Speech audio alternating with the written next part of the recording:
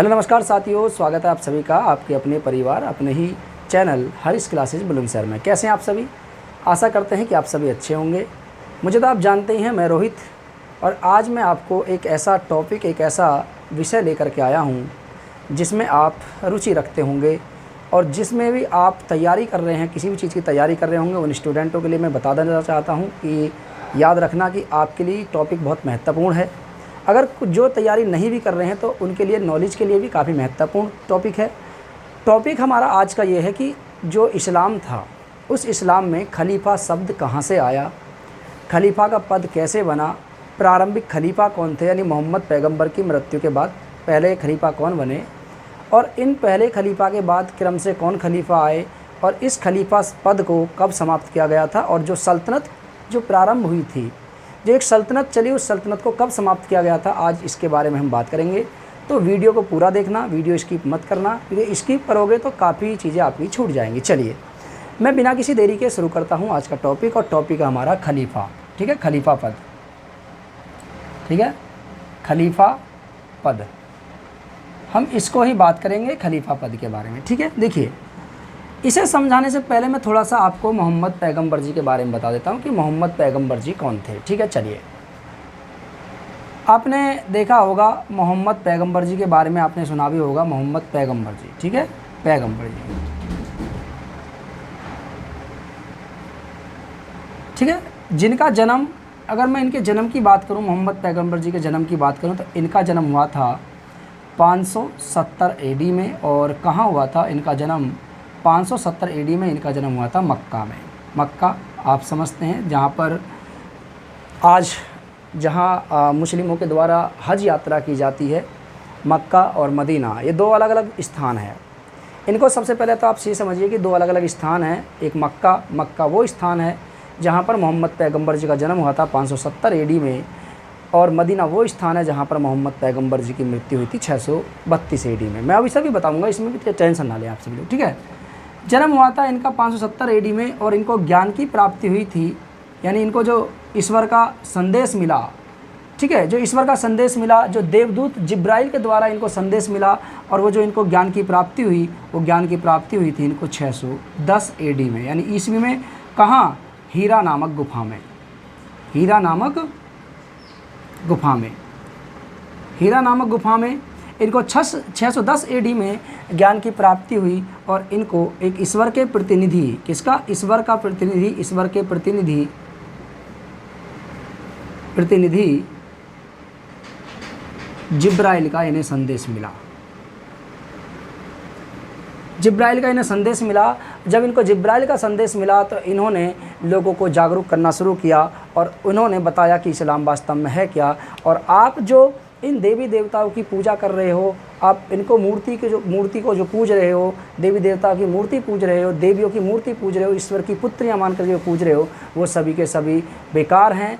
इनको नहीं पूजिए, क्योंकि आपको ईश्वर से अगर आपकी आराधना करनी है, आपको आराधना करनी है ईश्वर की, तो आप डायरेक्ट सीधे ईश्वर की आराधना कर सकते हो, क्योंकि इसके लिए आपको किसी के माध्यम की आवश्यकता नहीं होती है। लेकिन हुआ क्या, उस समय इन्हीं के लोगों ने इनका साथ नहीं दिया और इनका विरोध करना शुरू कर दिया। हालत यहाँ तक आ गई थी कि इनको समाज से निकालने तक की कोशिश कर दी गई थी। समाज से निकाल भी दिया गया था इनको, खाने तक को भी इनके पास सही से कह सकते हैं कि व्यवस्था नहीं थी इनके पास। उसी समय जब इनकी आयु 25 साल की हुई, तो 25 साल की आयु में इन्होंने एक 40 साल की महिला से विवाह किया, जिसका नाम था खतीजा। खतीजा से इन्होंने विवाह किया। किसके लिए? अपने जीविका चलाने के लिए इन्होंने विवाह किया था। बहुत सारी परिस्थितियों से गुजरे थे मोहम्मद पैगंबर जी, काफ़ी परिस्थितियाँ झेली, काफ़ी परिस्थितियों से गुजरे मोहम्मद पैगंबर। और हुआ क्या कि 619 में एक घटना घटी कि इनके जो चाचा थे अबू तालिब और इनकी जो पत्नी थी खतीजा, दोनों का देहांत हो जाता है। देहांत के बाद और लोगों ने इनको वहाँ से बहिष्कृत कर दिया, और उसी समय जब इनकी पत्नी और इनके चाचा की मृत्यु हुई, तो उसके 3 साल बाद एक स्थान था जिसे आप जानते हैं मदीना। मदीना से इनको एक संदेश आया, और संदेश आया कहाँ से? मदीना से। और ये यानी मोहम्मद पैगंबर जी मक्का छोड़ करके कहाँ गए? 622 एडी में मदीना चले गए। ठीक है, मदीना चले गए।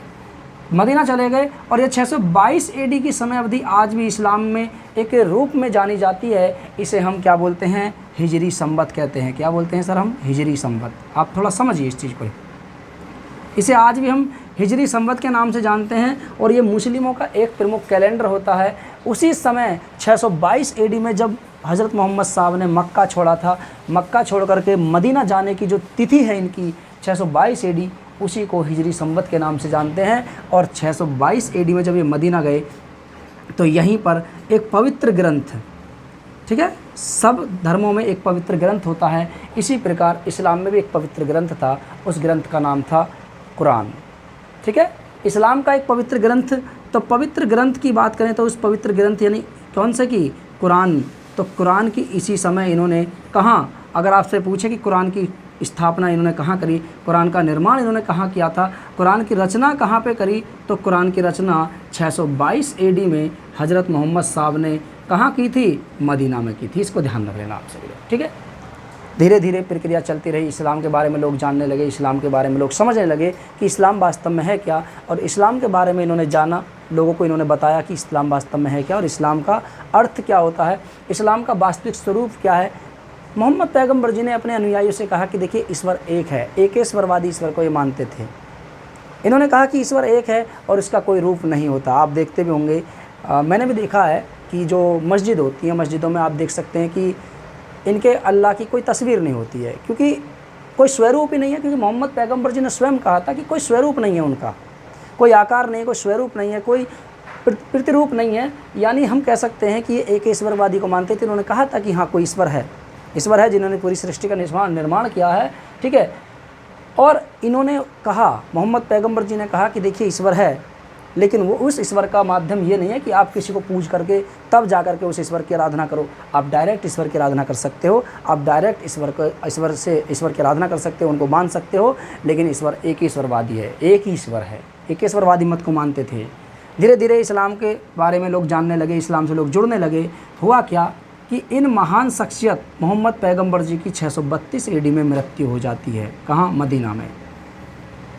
632 एडी में जब इनकी मृत्यु हो जाती है, तो मृत्यु के बाद मदीना के लोगों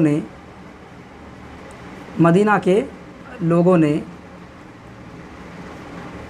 अपना शासक चुनने का निर्णय किया, अपना शासक।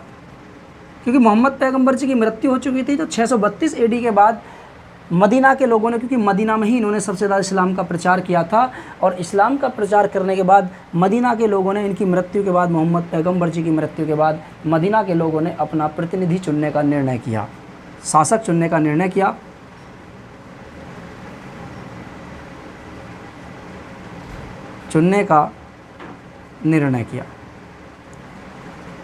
शासक चुनने का निर्णय किया। तो उस समय मदीना में एक जनजाति थी। कहाँ थी जी, मदीना में, ठीक है।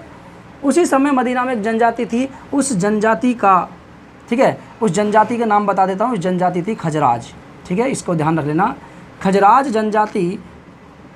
और इस खजराज जनजाति का जो एक प्रमुख व्यक्ति था उसका नाम था साद। इसके पिता का नाम क्या था, साद। पिता का नाम था उबैदा, ठीक है। उबैदा पुत्र साद ने प्रतिनिधित्व के पद को लेकर के अपना वर्चस्व कायम किया, और मदीना के लोगों ने इसको खलीफा चुनने की बात करी। लेकिन हुआ क्या, जब इनकी मृत्यु हो गई थी मोहम्मद पैगम्बर जी की, तो ये एक जाति से संबंधित थे।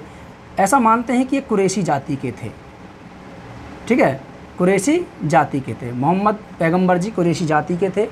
जब ये कुरैशी जाति के थे, तो उसी समय कुरैशी जाति के लोगों ने, कुरैशी जनजाति के लोगों ने, उस समय जो कुरैशी जनजाति के जो लोग थे, उन्हीं में से एक व्यक्ति थे, इनका नाम था अबू बकर, ठीक है। ये इस्लाम के जो पहले खलीफा बनते हैं, यही बनते हैं अबू बकर। अभी बताऊंगा कि किस प्रकार से इनके और इनके मध्य किस प्रकार से संघर्ष हुआ, और बाद में जाकर के किस प्रकार से अबू बकर खलीफा बने। तो यहाँ पर अबू बकर, और अबू बकर के साथ एक व्यक्ति और थे, इनका नाम था उबैदा बिन जर्राह, ठीक है, उबैदा जर्राह, ठीक है, ये वाले उबैदा नहीं, और दूसरे उबैदा जर्राह। ये कौन सी जाति की तरफ से थे, ये दोनों के दोनों जनजाति सी, इनकी जनजाति थी आपके कुरैशी। तो कुरैशी जनजाति के दो व्यक्ति अबू बकर और उबैदा, ये भी अपने आप को खलीफा के प्रतिनिधि के रूप में मानने लगे, और इन्होंने कहा कि खलीफा के पद की दावेदारी हमारे पास होनी चाहिए, क्योंकि हम किसके वंशज हैं, हम वंशज हैं मोहम्मद पैगंबर जी के। मोहम्मद पैगंबर जी के इन्होंने अपने आप को वंशज बताया। धीरे धीरे दोनों के मध्य इनके मध्य संघर्ष हुआ और इतना लंबा संघर्ष चला, ज़्यादा नहीं कह सकते हैं कि हम 2 साल इनके 2 साल नहीं, 632 में ही खलीफा पहला चुन जाता है। तो 632 के बाद 634 तक रहता है पहला अबू बकर। तो लगभग कम से कम महीनों तक संघर्ष चला और संघर्ष से चला तो बाद में जीत किसकी हुई? जीत हुई थी अबू बकर की, और अबू बकर इस्लाम के पहले खलीफा बने। पहले मैं खलीफा शब्द के बारे में आपको इंडिकेट कर देता हूँ कि खलीफा शब्द है क्या। देखिए, खलीफा का अर्थ होता है, खलीफा शब्द का अर्थ होता है प्रतिनिधि। क्या होता है? प्रतिनिधि। कुरान में, यानी जो कुरान है, पवित्र कुरान है, तो इसका खलीफा शब्द का उल्लेख मिलता है प्रतिनिधित्व। प्रतिनिधित्व, खलीफा शब्द को ईश्वर का प्रतिनिधि कहा गया है। किसका? ईश्वर का। खलीफा शब्द को, यानी खलीफा जो शब्द है कुरान में, इसका प्रतिनिधि शब्द के लिए इस्तेमाल किया गया है। यानी ये ईश्वर का, पृथ्वी पर मौजूद खलीफा ईश्वर का प्रतिनिधि होता है, जिसका अर्थ होता है, जिसका मतलब होता है, जिसका कार्य होता है कि जो ईश्वर से जो भी उसे संदेश मिला हो उसको जन लोगों तक पहुंचाना, यानी लोगों तक पहुंचाना, उस संदेश को बताना कि क्या संदेश आया है, ईश्वर ने हमें क्या संदेश दिया है, इस संदेश को हम आपको बताएं और आप लोगों तक उसको फैलाएं। यही था आपके खलीफा यानी प्रतिनिधि। आज भी कुरान में इस शब्द का उल्लेख मिलता है, प्रतिनिधि शब्द का। तो उस समय 622 में जो पहले खलीफा बने, इनका नाम था अबू बकर। तो इस्लाम के पहले 4 खलीफा बने, 4 खलीफा जिन्होंने 100 सालों तक राज किया। 4 खलीफा जिन्होंने 100 सालों तक राज किया, ठीक है। 4 खलीफा, जिनमें से पहले थे अबू बकर, ठीक है। अबू बकर पहले खलीफा, जो 632 से लेकर के 634 AD तक खलीफा रहते हैं। उसके बाद इन्होंने, जब इनकी मृत्यु होती है तो मृत्यु होने के बाद इन्होंने अपना प्रतिनिधि चुना था अपने अनुयायी को। जो दूसरा खलीफा बना उसका नाम था उमर खलीफा बने। 634 से लेकर के 644 AD तक ये खलीफा बने। इसके बाद जो तीसरे खलीफा बने थे उनका नाम था उस्मान, और जिस समय उस्मान खलीफा बने उस समय उनकी आयु 70 वर्ष की थी। और 644 AD से लेकर के ये 600 रहते तो 654 तक है, क्योंकि 654 में इनकी मृत्यु कर दी जाती है। उस समय नमाज़ पढ़ते समय जो कुरान की इबादत कर रहे थे, उस समय पढ़ते समय इनकी कोई छुरा घोंप करके हत्या कर देता है, क्योंकि इनके समय में इस्लाम में बहुत सारी कुरीतियाँ फैल चुकी थी। इस्लाम में ईर्ष्या की भावना जाग चुकी थी, ठीक है, पक्षपात की भावना जाग चुकी थी। तो लोग इनसे नाखुश थे। इनके समय में बहुत सारे लोगों ने विद्रोह किया और 70 वर्ष की उम्र थी जब ये खलीफा बने। लेकिन जब खलीफा बने काफ़ी समय तक खलीफा रहे, 10 सालों तक खलीफा रहे, लेकिन अंत समय में इनकी हत्या कर दी जाती है। वैसे इनकी हत्या तो 654 में हो जाती है, लेकिन इनका कार्यकाल बताया जाता है 656 AD तक, याद रखना। और चौथे जो खलीफा बनते हैं उनका नाम था अली। क्या नाम था? अली, ठीक है। और अली ये जो खलीफा बने 656 AD से लेकर के 661 AD तक ये खलीफा बने, जिन्होंने 100 सालों तक खलीफा के पद की प्रतिभा को सुशोभित किया। और इनके समय में ऐसा माना जाता है कि इनके समय में इस्लाम दूर दूर तक क्षेत्रों में फैल चुका था। इस्लाम भारत भी आ चुका था, क्योंकि आप देखेंगे कि सबसे पहले इस्लाम का जो आक्रमण होता है भारत पर, जो अरबों का आक्रमण होता है पहली बार, वो 636 AD में होता है, ठीक है। जिस समय उमर खलीफा थे, तो उमर खलीफा के शासनकाल में भारत पर पहला अभियान आता है, जो मुंबई पे होता है। उस समय मुंबई वाले क्षेत्र पे होता है, जिसे थाना भी कहते हैं वहाँ पे, उस क्षेत्र को।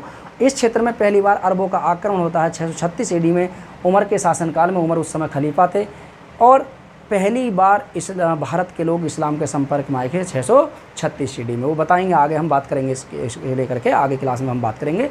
आज को में हम इतना ही देखेंगे। तो ये जो प्रमुख खलीफा थे, 4 प्रमुख खलीफाओं का उल्लेख मिलता है। खलीफा पद का सृजन कहाँ हुआ था? तो खलीफा पद का जो सृजन हुआ था वो 632 AD में खलीफा का पद बना। किसका बना? खलीफा का पद। तो खलीफा पद का सृजन हुआ था 632 AD में। लेकिन इसकी समाप्ति की बात करें कि खलीफा पद की समाप्ति कब हुई थी, तो देखिए मेरे भाई, इसकी जो समाप्ति हुई थी 1924 में। 1924 में, ठीक है, 1924 में इस पद को समाप्त कर दिया गया था। जबकि सल्तनत की बात करें, जो सल्तनत आता है, ये सल्तनत शब्द का उल्लेख मिलता है, तो सल्तनत को समाप्त किया था 1 नवंबर 1922 को। 1 नवंबर 1922 को सल्तनत को पूरी तरीके से समाप्त कर दिया गया था और ये कह दिया गया था कि आज के बाद कोई सुल्तान नहीं बनेगा। बाकी रही खलीफा शब्द की बात, तो खलीफा शब्द को भी आने वाले टाइम में हम समाप्त कर देंगे। तो उस समय, ठीक है, तुर्कियों के द्वारा उस समय खलीफा शब्द को समाप्त किया गया था 1924 में। तो ये थी आपके खलीफा पद की पूरी जानकारी। खलीफा किस प्रकार से कौन कौन बने और पहले प्रारंभिक 4 खलीफा कौन कौन थे। इन 4 प्रमुख खलीफाओं का उल्लेख इसलिए ज़्यादा मिलता है क्योंकि इनके समय में इस्लाम धर्म दूर दूर देशों तक फैला था, इसलिए ये सबसे महत्वपूर्ण माने जाते हैं। तो आज की क्लास हमारी आपको कैसी लगी, कमेंट में आप उत्तर देना ना भूलें। कमेंट में आप हमें अपनी प्रतिक्रिया ज़रूर दें, कमेंट में हम बताएं, जिससे हमारी हौसला अफजाई हो। अगर आपको हमारी क्लासेस अच्छी लग रही हैं, नॉलेजेबल जानकारी अच्छी लग रही है, तो हमारे चैनल को फॉलो कीजिए, यूट्यूब चैनल को सब्सक्राइब कीजिए। हरीश क्लासेस बुलंदशहर के नाम से यूट्यूब चैनल है, आप देख सकते हैं यहाँ पर, ठीक है। और इस तरीके से हमारा इंस्टाग्राम चैनल भी है, उसको भी आप फॉलो कर लीजिए, ठीक है, जिससे कि आपको नॉलेजेबल वीडियो आपको समय समय पर मिलती रहें, ठीक है। चलिए, तो आज की क्लास में इतना ही, आज की वीडियो में इतना ही। मिलते हैं फिर नेक्स्ट वीडियो में, तब तक के लिए नमस्कार सभी के लिए, जय हिंद और सभी के लिए जय भारत, सत श्री अकाल, राम राम, सलाम वालेकुम, सभी के लिए नमस्ते।